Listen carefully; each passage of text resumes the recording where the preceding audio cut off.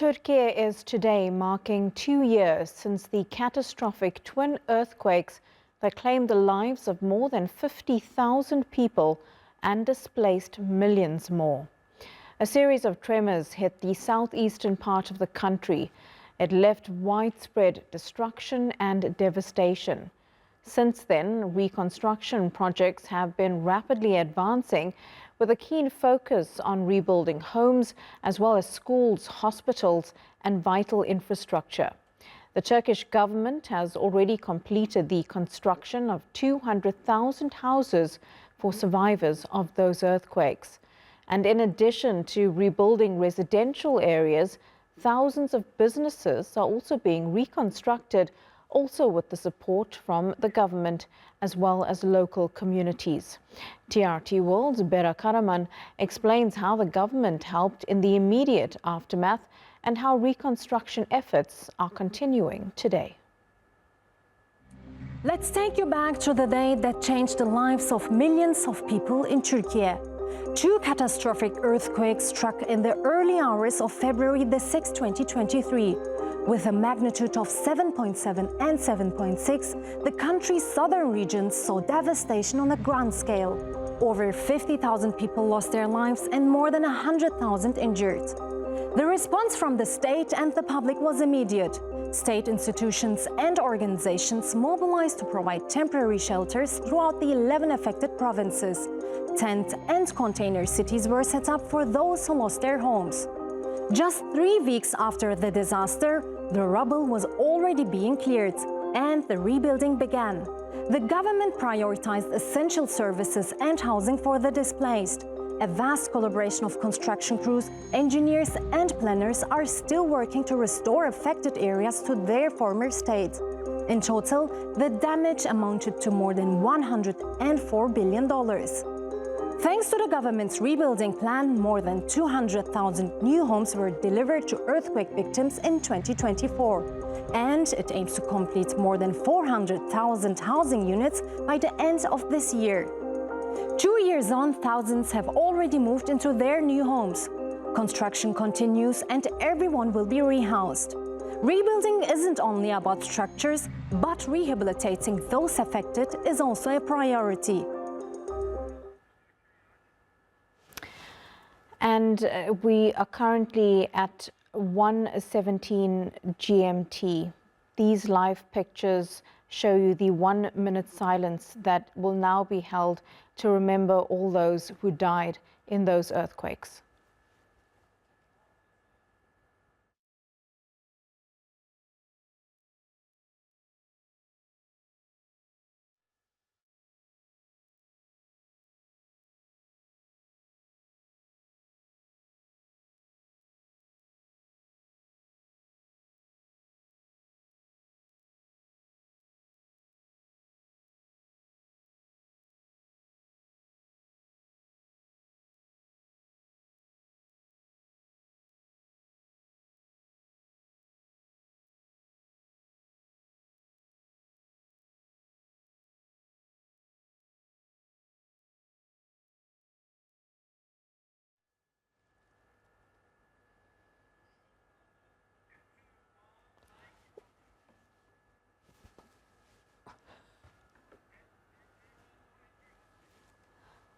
Okay, I'm going to bring in our correspondent, Andrew Hopkins, now. He is in Adiyaman. It is one of the regions that was hit by those earthquakes.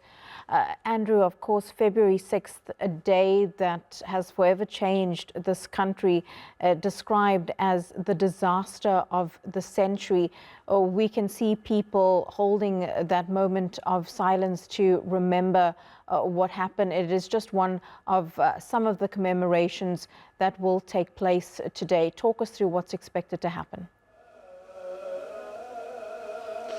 Well, we're here at the clock tower, which is in the centre of Adiyaman, and it's become a symbol for the pain and distress that the city has experienced 2 years ago, because when the very first earthquake hit at 17 minutes past 4 on the morning of February the 6th, the clock tower, which you can probably see behind me, stopped at that very same time. And you can see on the clock now it's still at 17 minutes past 4. and it's really become a focal point of some of the events. Here today in Adiyaman, there's been already a march from the governor's building to the square here, which has involved the Interior Minister Ali Yerlikaya and also the main opposition leader Özgür Özel, who've been standing side by side during one of the ceremonies just a short time ago. And also going forward, we're going to have things like prayers are going to be said, there's going to be a tree planting ceremony, and later on the Turkish president is also due to visit to make a speech, meet some of the people still affected by what is going on, because 2 years now on from the earthquakes, 50,000 people killed, 14 million people affected, which is about 16% of the population, and the reconstruction efforts are still going on. Yeah, Andrew, talk to us a little about those reconstruction efforts. 2 years is not a long time when we look at the scale of the damage that was reported across southeast Türkiye. How are people in Adiyaman being supported, not just with homes being rebuilt, but also the reopening and rebuilding of businesses? Yeah, absolutely. A huge task facing the government and the people here in Adiyaman. The government is saying that already something like 30,000 homes have been completed. For by the end of the year, more than 40,000 to have been finished and handed over. And if you go around some of the streets here in the centre of the city, if you didn't know before, you wouldn't necessarily think there'd been an earthquake here, although certainly the people in Adiyaman suffered a huge amount. More than 8,000 people were killed here. It was the third in terms of the death toll in the cities affected, only behind Hatay and Marad, significantly higher populations than Adiyaman.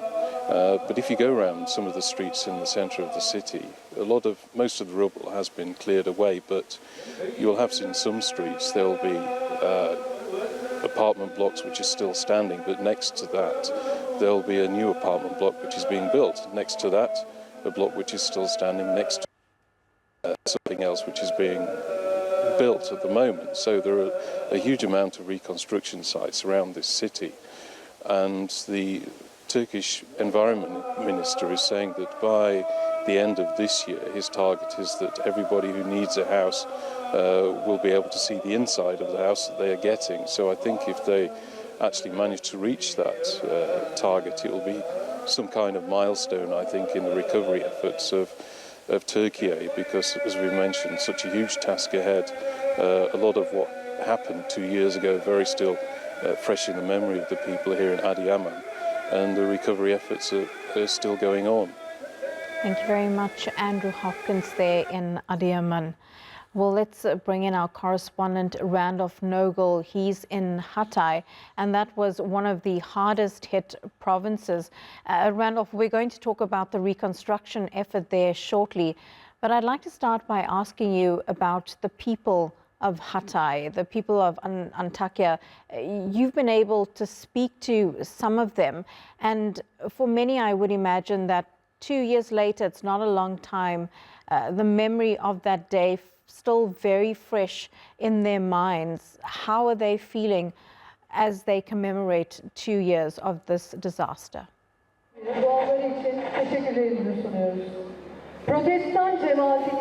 Absolutely, Ashni. We've been here just over the last week speaking with people here in Antakya and in Hatay province.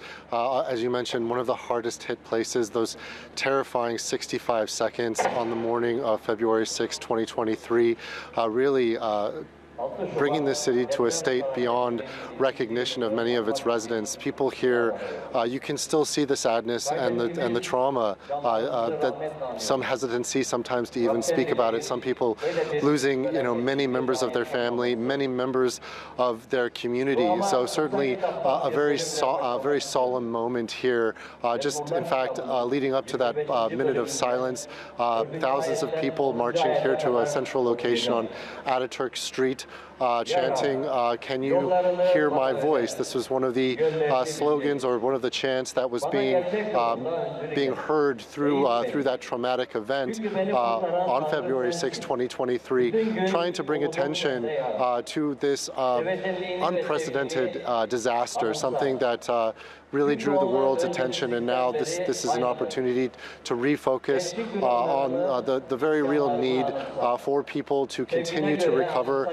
As Andrew mentioned, there are a number of projects going on to rebuild parts of southern Turkey, including here in Hatay province, and so as we speak with people, there is an emerging sense of hope for the months and years ahead after 2 years of really just a mammoth task of recovery. Yeah, hope is often the thing that really has to keep people going. And the trauma of that earthquake, very indicative in the fact that it is the early hours of the morning, of course. It's incredibly cold in the southeastern part of Türkiye, but people have come out to remember those who lost their lives. And we saw some of the worst devastation in Hatay, areas just completely flattened.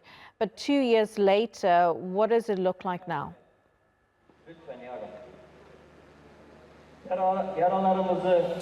Yes, I mean, I can tell you from speaking with people over the past week, even speaking with some of the taxi drivers here, saying sometimes they don't recognize the streets because it literally the 80% of the buildings in Antakya alone were either damaged or destroyed or damaged beyond repair. So there's been a lot of work over the past few years to raise those buildings that have been compromised to the ground.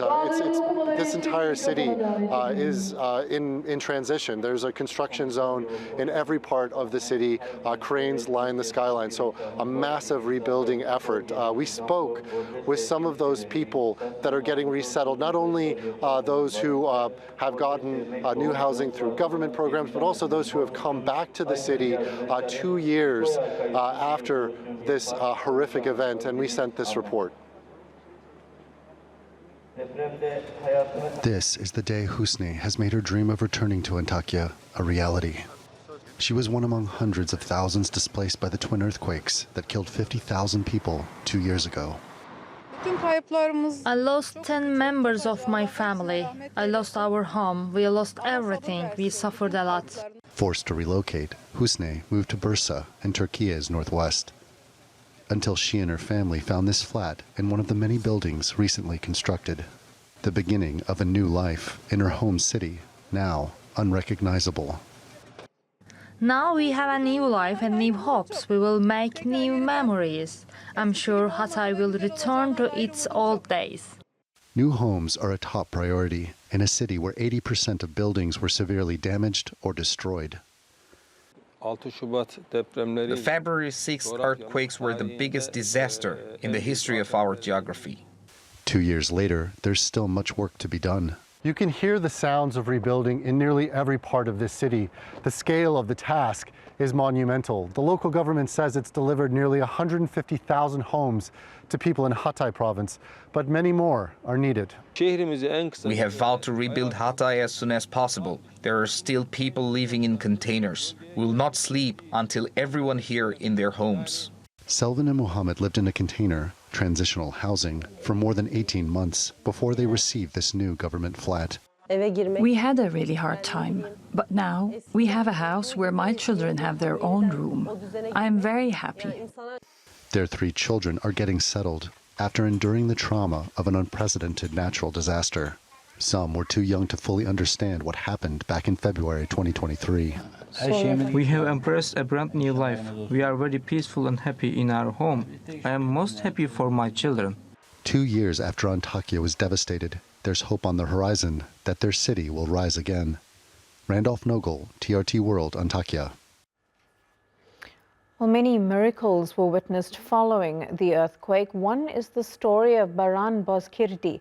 After 145 hours trapped under the rubble in Adiyaman, he was rescued by a team from Pakistan. He lost his entire family in the earthquake, but he has since relocated to the Turkish capital Ankara, where TRT World's Kübra Koç met with him as he tries to start a new chapter in his life. It's a miraculous survival story. Baran has endured 145 hours under the rubble in freezing cold in Adiyaman in southeastern Türkiye when February 6 earthquakes hit the nation. He survived 6 days under the rubble without eating, without drinking any water. He is a symbol of hope and resilience for many Turkish people. And right now in Turkish capital Ankara, I'm joined by Baran. We're going to ask him basically how he is right now and how he reflects on the past 2 years. Baran, çok teşekkürler özellikle bizle buluşup bu röportajı gerçekleştirdiğin için. Seni görmek çok güzel. Sana öncelikle nasılsın diye sormak istiyorum. İyiyiz çok şükür. Yani ben de size teşekkür ederim. Siz de geldiniz buraya kadar. İyi gidiyor her şey şu anlık. İyiyiz yani bakalım. 2 yıl oldu. 2. yılını anacağız depremlerin.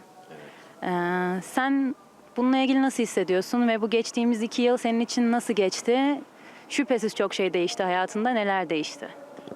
Ya geçtiğimiz 2 yıl bayağı zor geçti ya. Hala da bazen zor geçmeye devam ediyor yani. Hele ki şu bakalım yarın gece mesela uyku girecek mi gözümüze? Girmeyecek yani. 2 sene cidden çok zor geçti. Bütün psikoloğa, terapiste her yere gittim yani. Ama Allah'ın emriymiş yani. Ne yapalım bizde yapacak bir şey yok. Ya ben o gece zaten öldüm demiştim kendime. Umut yok demiştim. Bu kelimeyi bağırarak söyledim orada. Umut yok diye. Umut yok diye uyumaya çalışırken işte hani uyuyayım da belki ölürüm giderim. Ama yani uykum gelmediği şekilde ben demek ki bir umut var yani. Hani umudunu kaybetmesin kimse yani. Ya şu an gelecek, şu anki hedefim şu üniversite sınavında güzel bir puan alıp kendi bölümümün üzerinden gitmeye çalışma. Elektrik elektronik mühendisliği olur. Ya, onu istiyorum yani. Olursa tabii inşallah. And that is the news for now, but we'll continue to bring you more on the story as Türkiye remembers 2 years after those earthquakes. Do stay with us here on TRT World.